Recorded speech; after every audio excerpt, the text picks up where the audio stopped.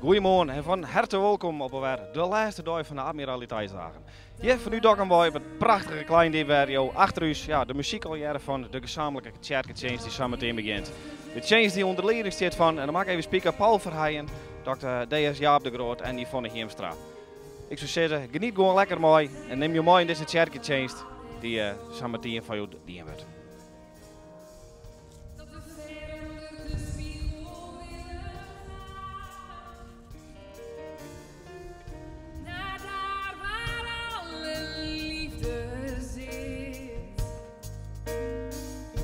Maar we zijn te bang om het toe te staan. Wie neemt me mee? Wie durft te beginnen? Wie laat me zien hoe mooi een mens kan zijn van binnen? Wie wijst de weg? Wie durft te voelen?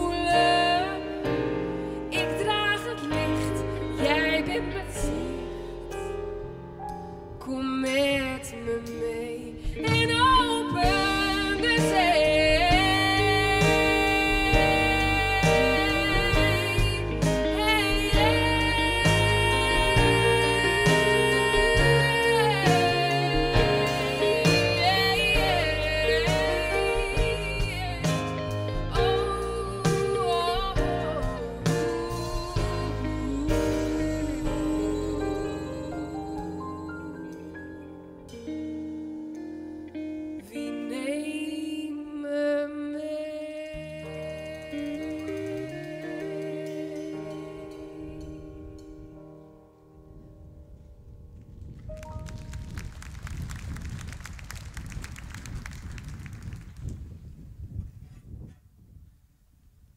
Hey, Ik durf niet zo dicht bij het water te staan, dus ik blijf hier maar.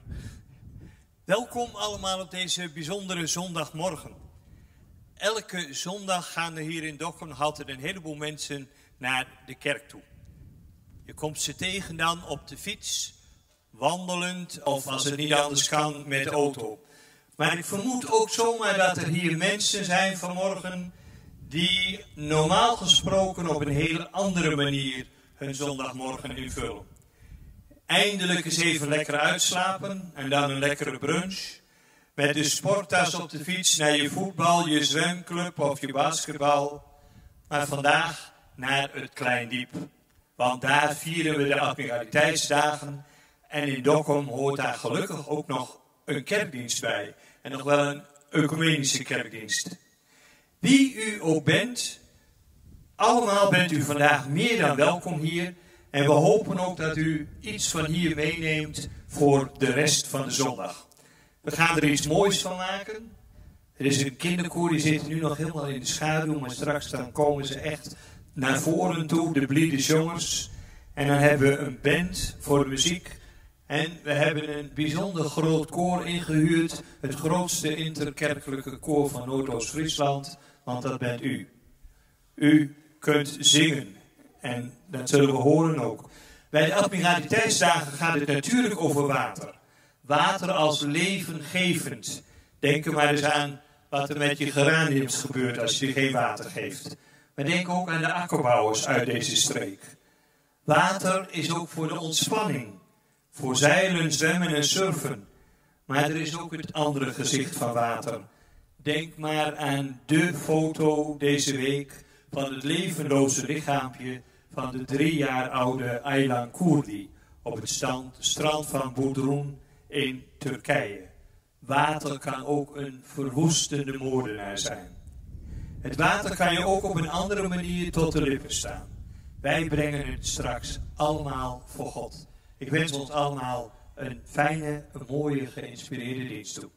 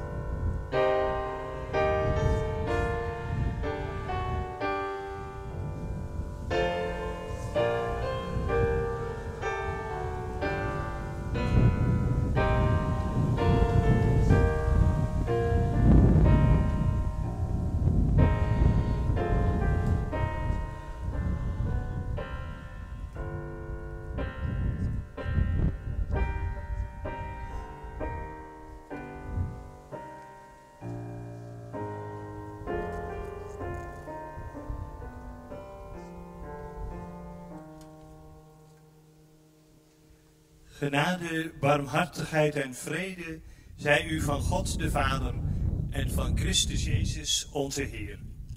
Onze hulp is in de naam van de Heer die hemel en aarde gemaakt heeft.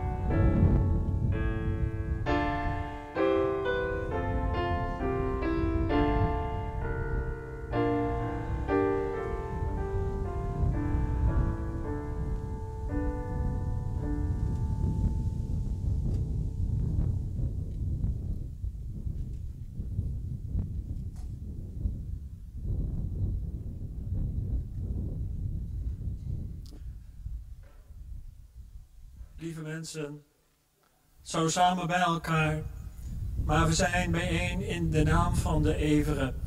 En we willen nu ook samen bidden.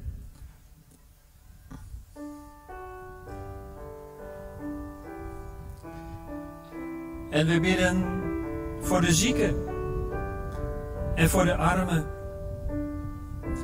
We bidden voor mensen die verdriet hebben. En we bidden voor de zwerver, zonder plek of plaats.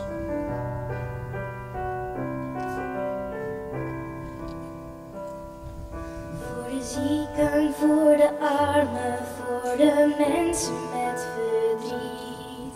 Voor het kind dat blijft proberen, maar toch denkt het lukt me niet. Voor de zwerver die moet zwerven en geen plek heeft waar hij hoort, is er altijd nog die ene en die roept kom maar aan boord. Kom aan boord, over jou is er een plekje waar je hoort. Laat de hoop niet langer varen, kom aan boord. Sta niet doelloos aan de kant, want er is een hart vol liefde, pak die uitgestoken hand.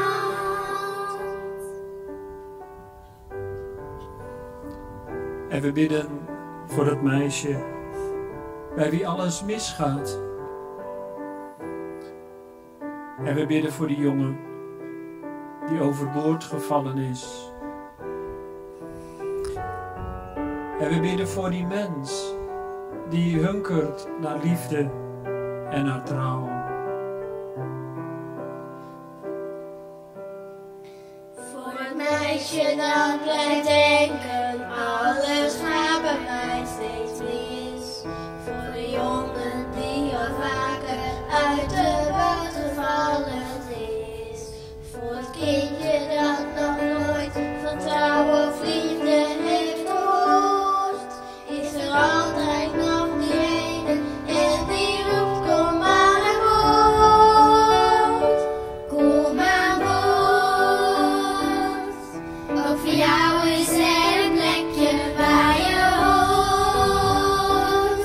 Laat de hoop niet langer varen, kom aan boord. Sta niet doelloos aan de kant, want er is een hart vol liefde, pak die uitgestoken hand. En we bidden hier ook voor ons allemaal. Dat wij ook samen hier in het zonnetje iets van die liefde van God mogen ervaren en voelen. En dat we hier bijeen zijn in de naam van Jezus Christus. Dat bidden wij. Kom aan boord, ook voor jou is er een plekje waar je hoort. Laat er ook niet langer varen onaanboord. Sta niet doelloos aan de kant, want er is een hart voor liefde. Pak die uitgestoken hand. Heer, hoor en verhoor ons bidden. Amen. En na dit Kyrie-gebed volgt er ook altijd een loflied, een Gloria. En ook het kinderkoor dat gaat dat zingen. Loof de Heer, want Hij is goed. Halleluja.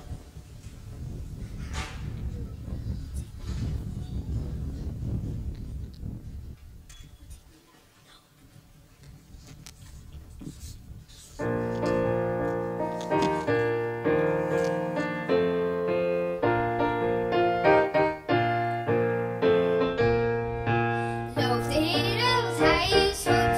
Halleluja. Hij de grote wonderen doet. Halleluja. Niemand is er hem gelijk. Halleluja. Eeuwig is zijn koninkrijk. Halleluja. Dus laten we dansen om hem te eren. Laten we zingen en wij musiceren. Laten we prijzen met onze stem. Met heel ons lichaam tot eer van hem. Hij maakt de zon en maan. Halleluja. En sterren in een baan. Halleluja. Schiep de aarde en al wat leeft. Halleluja. Hij de God die leven geeft. Halleluja.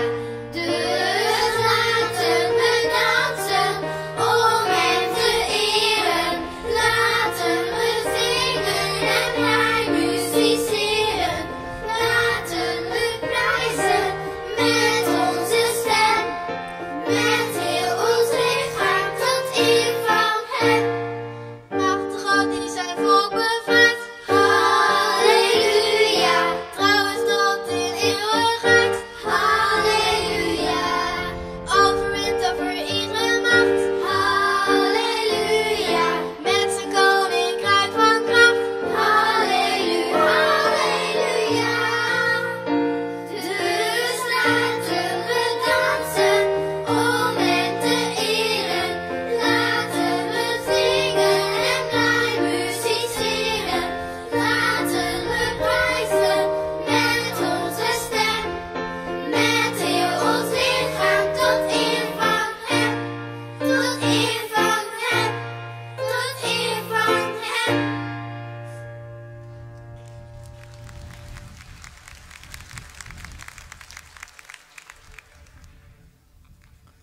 Ik hoor niet eens te zeggen, een applaus voor het koor, dat doet u uit zichzelf al geweldig. Want wat een mooi koor, hè? En dat onder de leiding van Carina met aan de piano Marian.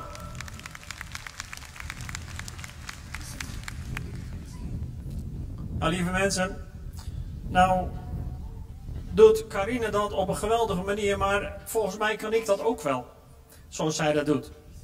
Maar dan wil ik wel graag dat u even meedoet. Dan gaan we een liedje zingen en dat gaat dan ongeveer als volgt. Van geef me de 5, Vader, Zoon en Heilige Geest. Geef me de 5. En met die 5, dan slaat u even zo met uw buurman de handen tegen elkaar. Ja, u zoekt de buurman of buurvrouw op. En dan proberen we eventjes van geef me de 5. Ik zie nog weinig. Dus u moet even meedoen. U mag ook in de handen klappen, maar het gaat er eigenlijk om dat we met elkaar iets vieren. Ja, dus geef me de 5. Juist. Oké. En dan ga ik nou het koor even dirigeren en dan doet u even mee. Oké? Oké, dames, daar gaan we. 1, 2, 3, 4. Geef me de 5, Vader, Zoon en Heilige Geest. Geef me de 5, jij ik ben jou, jij. Oké. Geef me de 5.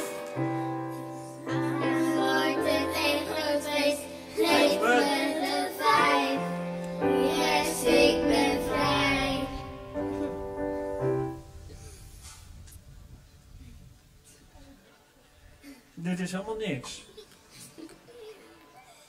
Ik weet niet wat er nou met jullie aan de hand is, maar voor van de week vrijdag hebben we dat nog zo geoefend en toen ging het geweldig. Carina, wat is dat nou? Dat het nou gewoon zo niet lukt? Nou, ik denk dat het erin zit. Elke vrijdagmiddag komen wij bij elkaar.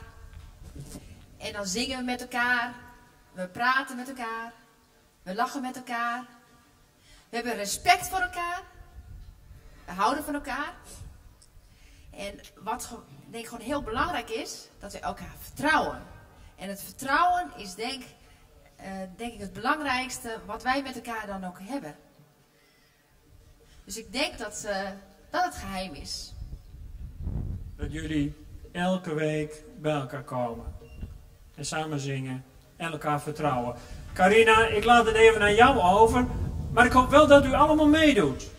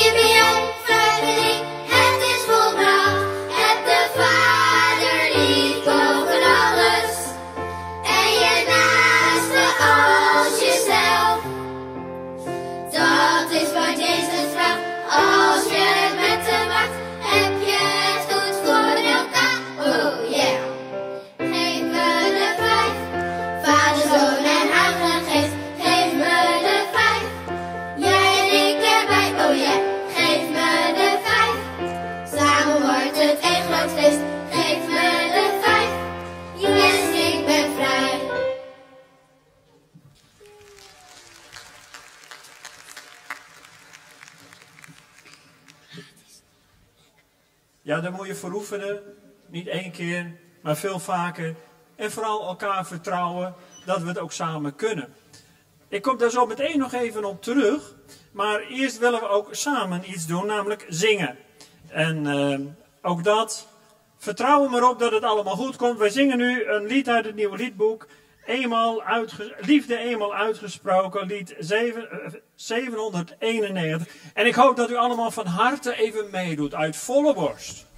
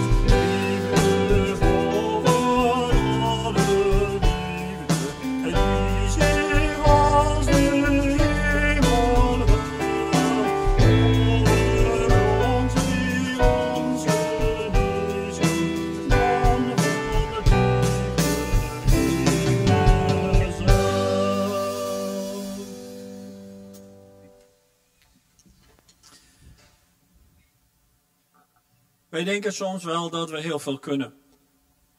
En dan denk ik ook wel, nou, ik kan zo'n koor heel makkelijk even dirigeren. En dan is 1 repetitie is, voldoende, maar ja, zo gaat dat natuurlijk niet. En wij komen dat vaak in ons leven tegen. Dan denken we, nou, dat kunnen wij ook wel. En dat regelen we even met elkaar. En dan lukt dat niet zo goed. En waar komt dat nou door? Wat zit er dan op die onderlaag dat het niet zo goed lukt? En dat heeft dan toch te maken met verbinding, met liefde, met warmte, met trouw. We hebben vandaag ook een stukje verhaal uit de Bijbel daarbij. Het is een verhaal uit Marcus en het gaat natuurlijk over water. Jezus die heeft de macht over de wind en het water. Want 's avonds zei Jezus tegen zijn leerlingen: kom, laten we varen naar de overkant van het meer. En Jezus zat al in de boot. En ze gingen weg.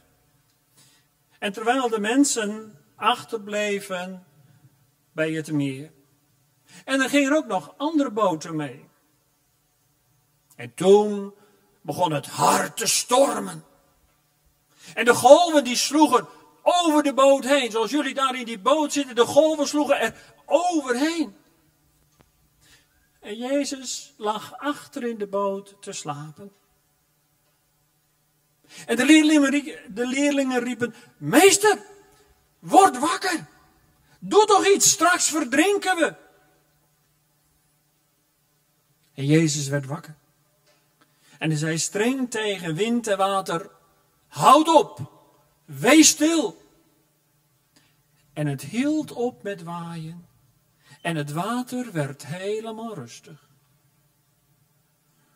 En Jezus zei tegen zijn leerlingen: waarom waren jullie nou zo bang? Hebben jullie nog steeds geen geloof in mij? En de leerlingen schrokken, want ze waren diep onder de indruk en ze zeiden tegen elkaar: zelfs de wind en het water doen wat hij zegt. Wie is deze man? We willen weer samen zingen uit het nieuwe liedboek Jezus, meester aller dingen.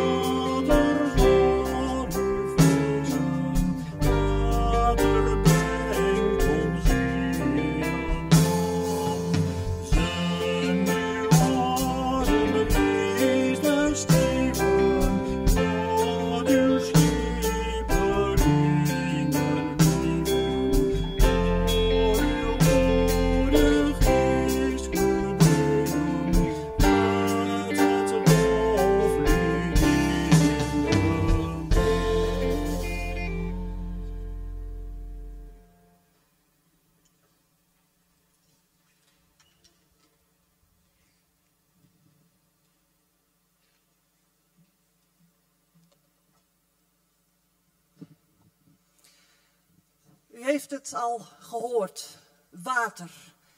Het verbindende thema van deze feestelijke dagen. Ooit hadden we in deze stad een admiraliteit. In 1597 richtten de Staten-Generaal er 5 op, waaronder die hier in Dokkum. Afgelopen maandag was er een boeiende lezing over in het voormalige admiraliteitshuis aan de Diepswal, nu Museum Dokkum. En ondanks dat Dokkum zijn admiraliteit verloor, genieten we deze dagen van oude en nieuwe glorie. Het is schitterend om te zien hoeveel schepen hier aanwezig zijn, maar ook afgelopen zomer was de stad al zo mooi met die prachtige boten. En zo genieten we van het water en de prachtige natuur. Maar water is in ons leven natuurlijk niet alleen aanleiding tot ontspanning. Het is ook een primaire behoefte. Zonder water geen leven. De wereld zou nooit zijn ontstaan zonder water. En het is dan ook het thema waar ze zich in de ruimtevaart mee bezighouden. Want als er water is op andere planeten, dan geeft dat hoop op buitenaards leven. In de Bijbel is een van de eerste scheppingsdaden het droogleggen van de aarde. Op deze manier kan er niet alleen leven ontstaan, maar wordt er tegelijkertijd een grens gesteld aan de macht van de zee. Want de zee is nooit alleen maar aanleiding tot ontspanning. In Nederland weten we daar alles van, want wij kennen het gevaar van overstromingen. Water staat er dus ook voor angst en vernietiging. Zo is in het Bijbelse boek Job het water de verblijfplaats van de zeeslang, monsterdraak, Leviathan. Water, ook het symbool van de dood. Wie even de moeite neemt, kan in Peerses Moddergat bij Museum het Fiskershuske aan de dijk een gedenksteen vinden. En u leest dan de namen van de talloze mensen die op zee gebleven zijn bij die desastreuze ramp van 5 op 6 maart 1883.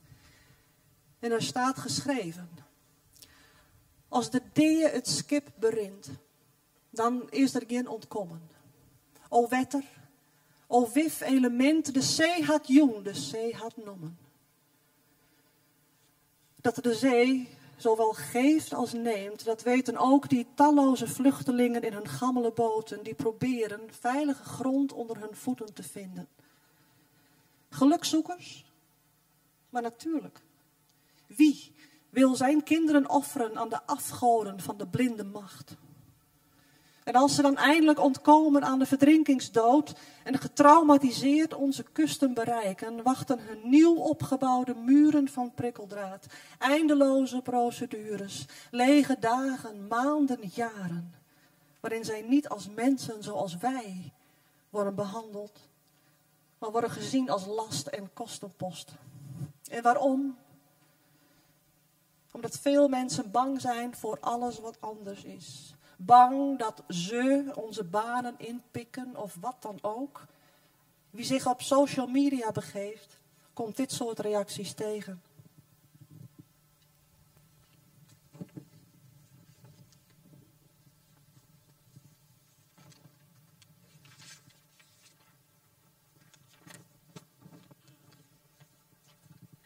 En natuurlijk is het vluchtelingenvraagstuk een probleem. Want oorlog is een probleem.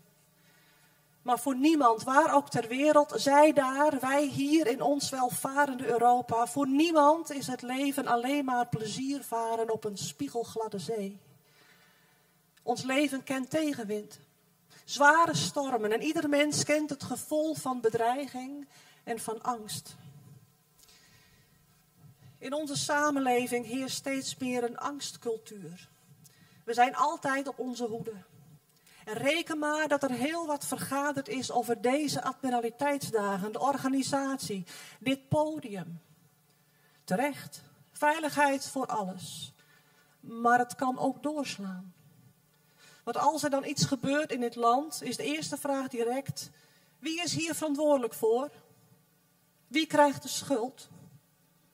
We verzekeren ons suf, we dekken ons in, we halen alle protocollen uit de kast die we kunnen vinden en proberen zo met man en macht de stormen in ons leven te bedwingen. Maar we zijn control freaks die stuk lopen. Ons geloof in de maakbaarheid van de samenleving, ja zelfs de maakbaarheid van de mens, het is een doodlopende weg. Want feit is dat wij in onze postmoderne open society onmogelijk kunnen garanderen dat er bijvoorbeeld geen aanslagen meer plaats zullen vinden als die in het Thalys van Amsterdam naar Parijs, op het Joods Museum in Brussel of op de kantoren van Charlie Hebdo. En dat is beangstigend. Maar hoe gaan wij met die existentiële angsten om? Dat is de vraag die hier vanmorgen in ons midden ligt. En die vraag is de grootste uitdaging die bepalend zal zijn voor onze toekomst. Die woorden van Jezus in het verhaal van vanmorgen spreken boekdelen. Op een nacht gaat hij met zijn vrienden uitvaren en er steekt een storm op. Ze raken in paniek. Ze roepen dat Jezus wakker moet worden. Heel herkenbaar. Er wordt gezegd dat angst een goede raadgever is. Misschien is dat zo, maar het wil niet zeggen dat je er blind op kunt vertrouwen. Want angst kan ook heel irreëel zijn. Het kan met je op de loop gaan en leiden tot keuzes die juist nou niet de beste oplossing zijn voor het probleem. Angst en vertrouwen. 2 basishoudingen die mogelijk zijn in het leven. En waar laat u zich door leiden? Ik geef u vanmorgen een voorbeeld dat gaat over deze vraag. U weet het vast nog wel. November 2006, de paarden die vastzaten op de kwelder bij Marren. Het was nacht, net als in ons Bijbelverhaal. En in het donker van de nacht neemt de spanning toe. Hoe moest dit? Overleg tussen het Frieske Geer, de overheden, de politie, het leger, speciale bruggen die werden gebouwd. Alles werd uit de kast getrokken. Nou ja, deze klus moeten we toch kunnen klaren. Wij hebben alles in de hand. Toch?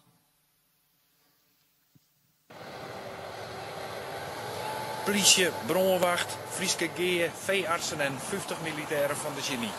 De hulpdiensten binnen vannacht manmachtig aanwezig om de hinders te evacueren. Het plan is om ze met een karre op druwende pontons te bevrijden. De hinders zitten zo'n 100 meter van de wal. Is het een brug van 700 meter? Nee, het is een vlot. De vlot is ongeveer 30 meter in lengte. Met een rijdekbreedte van 4 meter. Waar die tractor met de paardenkar op rijdt. Dan wordt hij met 2 boten, bruggenbouw, wordt hij voortgestuurd richting de paarden. Over een route die door de duikers uitgezet is. Die vrij is van obstakels.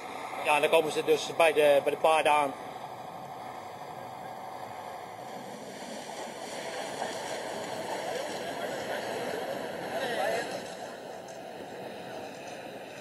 De route erheen die is bekend, dus het is in ieder geval diep genoeg, het is zeker die meter.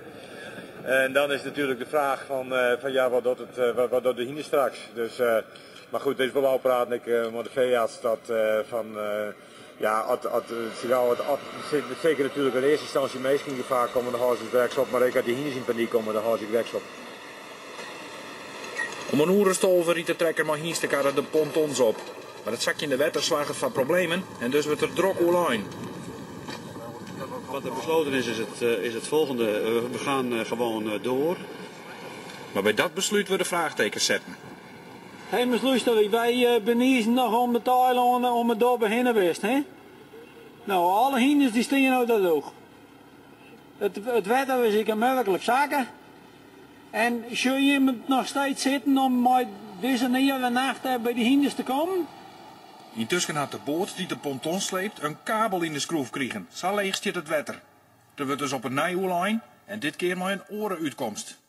Het advies van zowel de brandweer ter plaatse als van de arts was om op dit moment de zaken zo te laten. Omdat men zegt, als we daarin gaan rondscheuren, zoals hij dat dan noemde, dan zouden we waarschijnlijk meer kwaad doen dan goed doen. U kunt zeggen dat de actie van het leger mislukt is door de omstandigheid dat het water veel sneller is gezakt dan wij aanvankelijk met elkaar hadden gedacht. En natuurlijk ook vanwege de pech die men in het begin heeft gehad, doordat er uiteindelijk een kabel is gekomen in de sloep, waardoor de boot onvoldoende van de kant af kwam. Om jouw trein heen is de reddingsoperatie bij nacht stopzetten. Ja, Miranda, het is een heel spektakel, een mediaspektakel, zo wordt het wel nemen. Maar er komt natuurlijk een heel soort publiek op al. Ziet het er net vol maar mensen?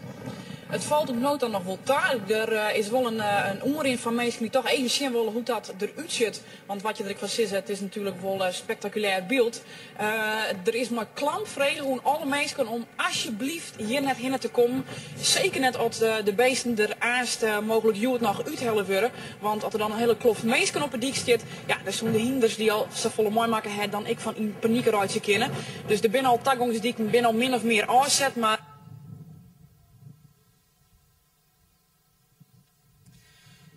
U ziet het. Alle inspanningen van mensen ten spijt, alle kennis en kunde. Het was niet genoeg om de paarden te redden. We denken dat we alles in de hand hebben, maar het dier, het weer, het water, daar hebben wij uiteindelijk geen macht over. Het filmpje van zojuist laat zien dat het laatste woord niet is aan onze kunde en ons menselijk verstand. Je kunt het leven niet naar je hand zetten. Wie dat probeert, verliest uiteindelijk meer dan hem lief is. Het is in deze tijd niet meer zo populair om dat andere verhaal te geloven. Dat verhaal dat gaat over God en mensen. Kerkgangers worden soms weggezet als te naïef, goedgelovig. Nou ja, dat mag je vinden, maar de vraag blijft nog steeds: hoe kijk je naar de stormen in je leven? Ons geloof draait om een oervertrouwen. En dat vertrouwen raakt aan een diep in je ziel gezeteld weten dat er redding mogelijk is. Dat de wereld niet gemaakt is, maar geschapen. Dat je door de kolkende golven van je levenszee niet zult worden verzwolgen. Noem mij dan maar naïef, maar dat geloof ik. Oud-minister Henk Vredeling, de wat ouderen onder ons kennen hem nog, nam in de oorlog deel aan het verzet. Hij zat op een gegeven moment met gevaarlijk illegaal materiaal in de trein terwijl de Duitsers kwamen controleren. Later in een interview zei hij er dit over, ik citeer. Ik deed het in mijn broek van angst. Ik hoor dat geluid nog, ik droom er nog van. Ze gingen van coupé naar coupé en dan hoorde je de portieren slaan. Bang, bang, bang. Doodsbang was ik. Totdat ik naar buiten keek, naar de blauwe lucht. En dat ene gezang mij ineens te binnen schoot.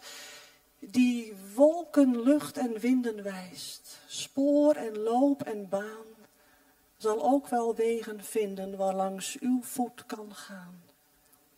En op slag was ik van die idiote nerveuze spanning bevrijd. Ik dacht, laat ze maar komen. Wie maakt mij wat? Dat is de waarde van het geloof. Aldus Henk Vredeling. Beste mensen, in de storm op zee verhalen waarin Jezus een rol speelt, wordt dit vertrouwen ons getoond en steeds weer hervonden. Wij zijn niet perfect. Wij kunnen niet alles.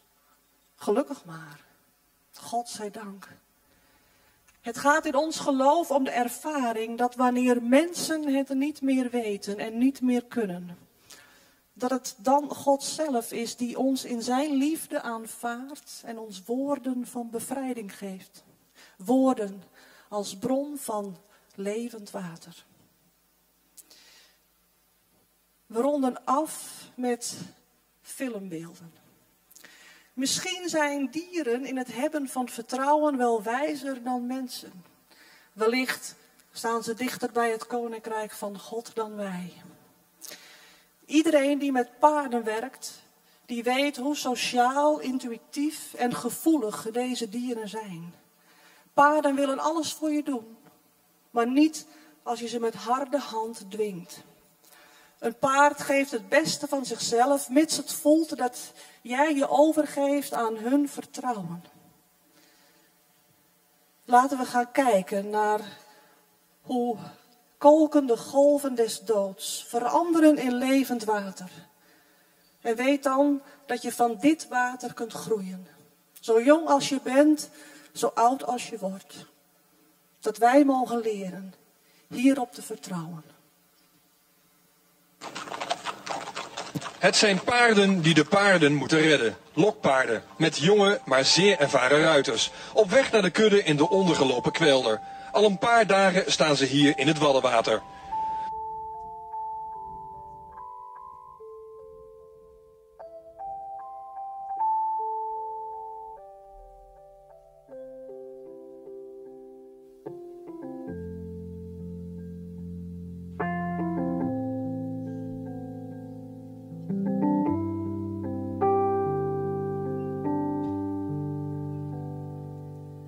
Verberg mij nu onder uw vleugels, Heer. Houd mij vast in uw sterke hand, als de oceaan haar krachten toont. Zweef ik met u hoog boven de storm. Vader, u bent sterker dan de vloed. Dan word ik stil, u bent mijn God.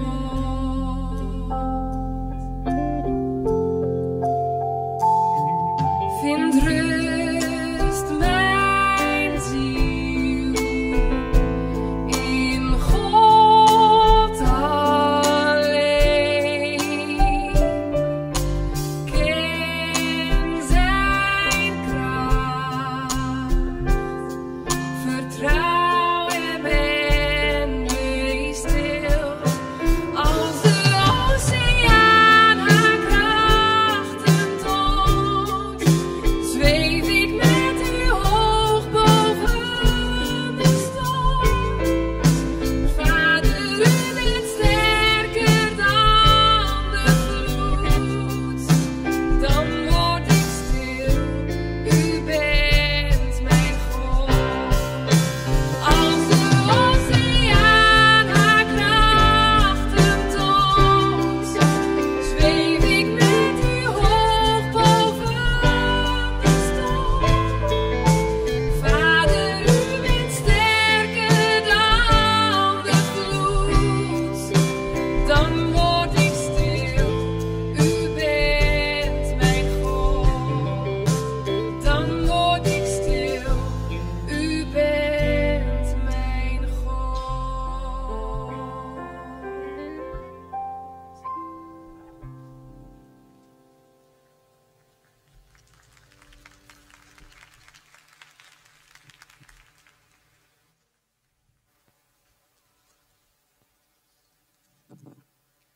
U ziet dat het water ons toch te machtig is. Hè?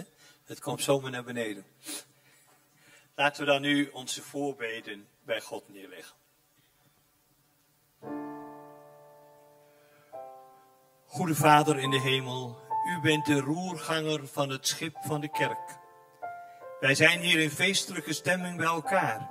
Mensen die in deze openluchtdienst vooral willen vieren wat ons bindt. Wij mogen het water in onze stad en in heel Friesland beleven als een zegen. Er kan hier volop gevaren, gezeild en gezwommen worden. Het water brengt ons ontspanning in een vaak overvol leven. Wij willen u daarvoor uit de grond van ons hart bedanken. Laat ons zingen.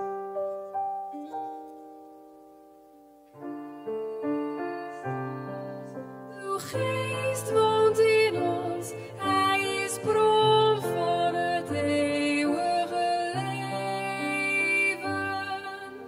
Christus, uw geest woont in ons, als een bron van het eeuwige leven.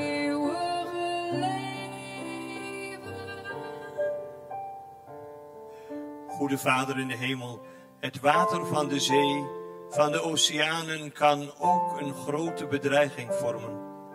Er zijn duizenden mensen vanuit het Midden-Oosten en Afrika op weg naar Europa. Door misdadige mensensmokkelaars worden hen gouden bergen beloofd. Voor veel geld worden ze in gammele boten gepropt. Velen halen de overkant niet en ze verdrinken of stikken in het scheepsruim. Vandaag bidden we u ook voor Aylan Kurdi, zijn broertje en zijn moeder. En voor zijn vader, die in 1 nacht zijn hele gezin kwijtraakte. Allemaal zijn ze gevlucht voor het oorlogsgeweld in Syrië en Eritrea. En ze hopen voor hun kinderen op een betere toekomst in Europa. Maar hier worden ze vaak niet met open armen ontvangen. Er is vreemdelingenhaat en we zijn bang voor het verlies van onze eigen welvaart. Vader, vergeef het ons en verzacht onze harten. Laat ons zingen.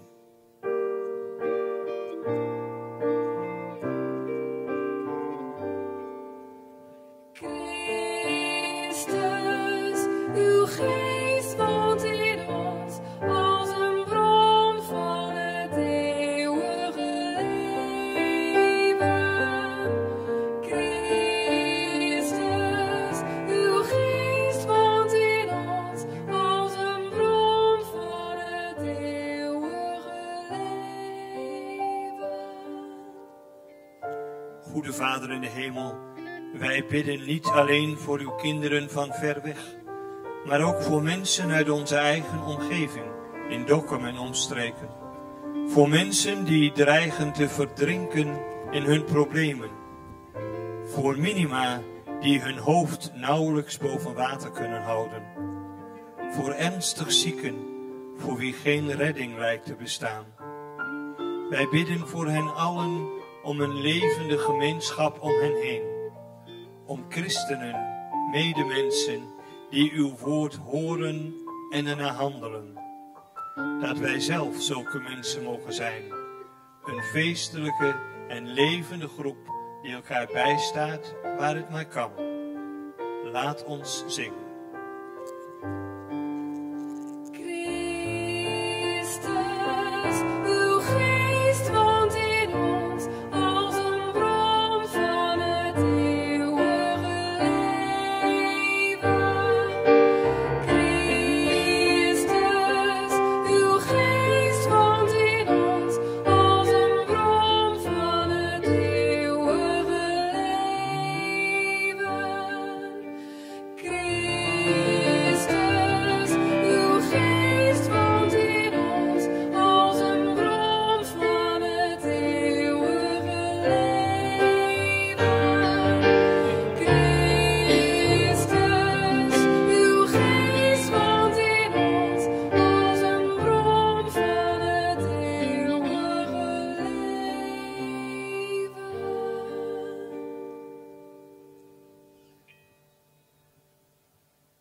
Wij hebben een hemelse Vader die op ons neerziet, die er altijd is voor ons, hoe het ook met ons gaat, in blijdschap en verdriet.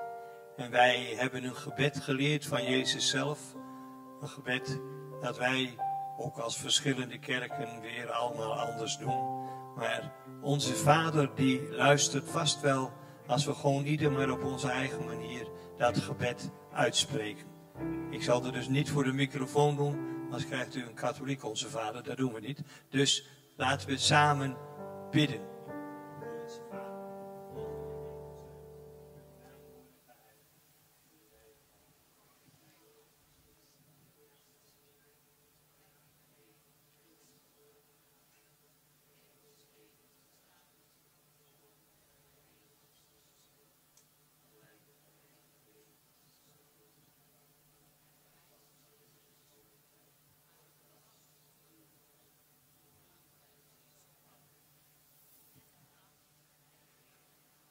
U hebt vast wel eens gehoord van, ik ga mijn geld niet in het water gooien.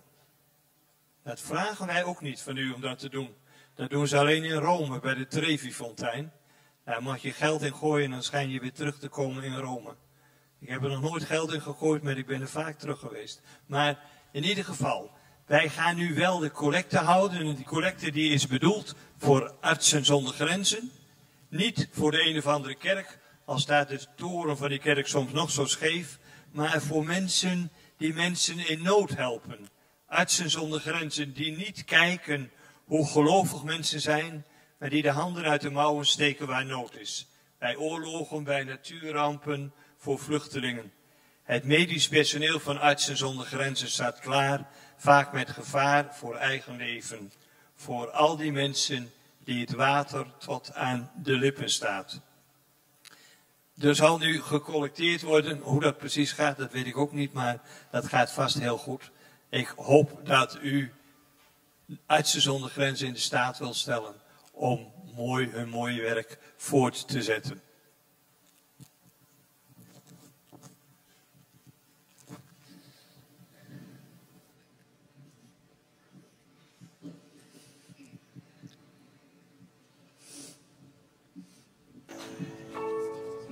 Mdogo yangu alikufa, wakunifuata kumgongo. Baba akakufa, lakini tu ile shida na vita sana ndio mwingine anatoka kila mtu anakuwa desi. Spendake hapa ni wasiwasi. Ja, mavita. Die mensen zitten allemaal op een kluitje zo dicht mogelijk bij elkaar om dat gevoel van veiligheid vast te houden.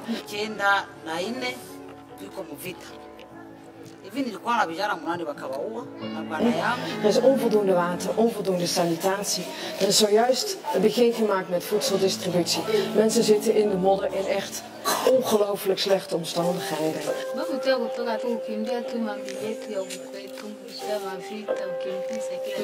Katunguzia manyumba, wiki kalungula, mpaka hivi pikimilea yako kule jadi. Sipendi tena sasa niende wapi na wapi. Kalota tu nimepata vitu mzuri maki na mimi napenda hata asubuhi na mke niko pale mzuri.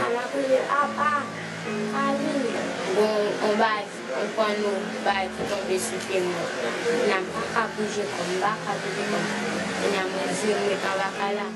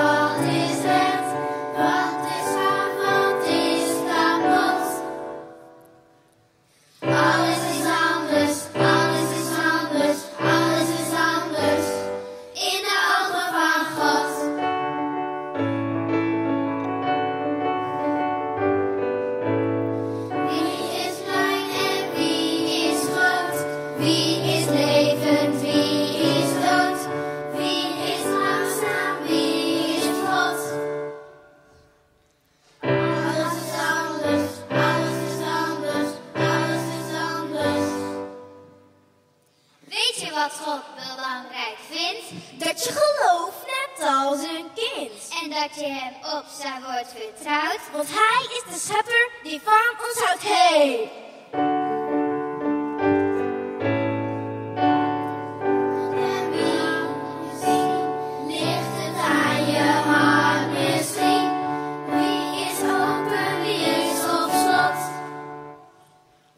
Alles is anders.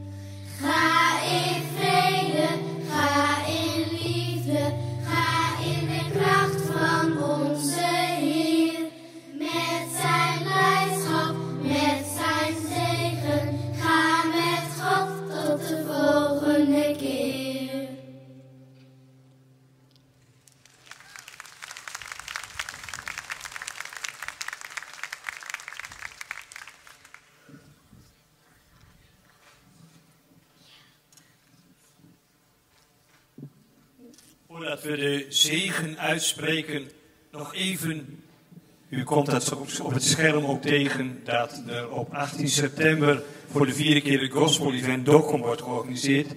Bij de uitgangen van deze, ja, zullen we zeggen, deze openluchtkerk, daar worden u flyers uitgereikt en daar staat op wat de inhoud van het concert is, ook u kaarten kunt bestellen. Dat is in ieder geval in de Fonteinkerk en daar hebben ze zelfs de nieuwe vloeren voor ingelegd. Dus u kunt nagaan, dat is wel wat waard. U bent daar van harte welkom.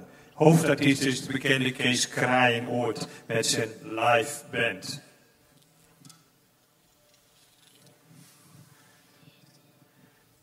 Dan willen we u graag de zegen van de goede God meegeven. Hij zegene en behoede u. De Heer doe zijn aangezicht over u lichten en zij u genadig. De Heer verheffe zijn aangezicht over u en geven u vrede. Amen. Zingen we dan samen, ga nu heen in vrede.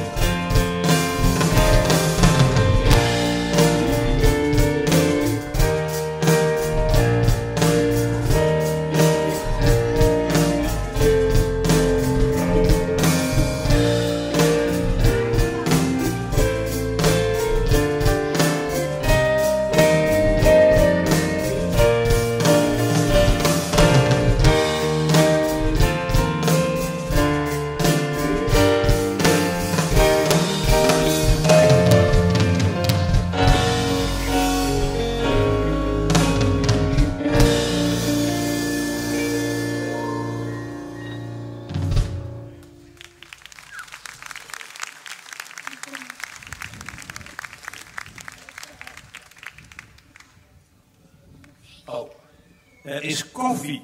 En daar zijn jullie volgens mij allemaal hard aan toe. Als je een heupflaconnetje Berenburg bij hebt, dan giet je dat erin. Maar ik zou zeggen, geniet daarvan.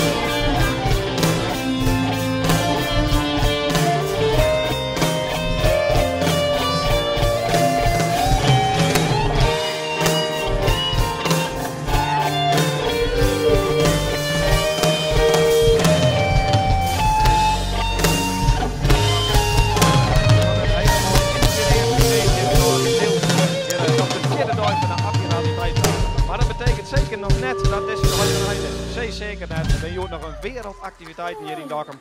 Dus mensen, bloem net thuis, kom nog een keer naar Dokkum toe, want er zijn echt geweldige activiteiten hier om je zinnen. RTV Nof is er zeker bij. Dat doen we via onze website, mijn filmpjes, mijn video's en foto's en ook op ons tv-kanaal. En via het natuurlijk ook vanzelf net vanmiddag om kwartier vertrouwen hier naar de bandtijd te komen voor het geweldige slotconcert, een meezingconcert bij de Admiraliteitsband en orkest onder leiding van Gerrit Breedor. Dat al hier op RTV NOF. Vanaf kwartier vertrouwen ben we er wel live bij, maar de registratie van het meezingconcert. En van nu, ontje.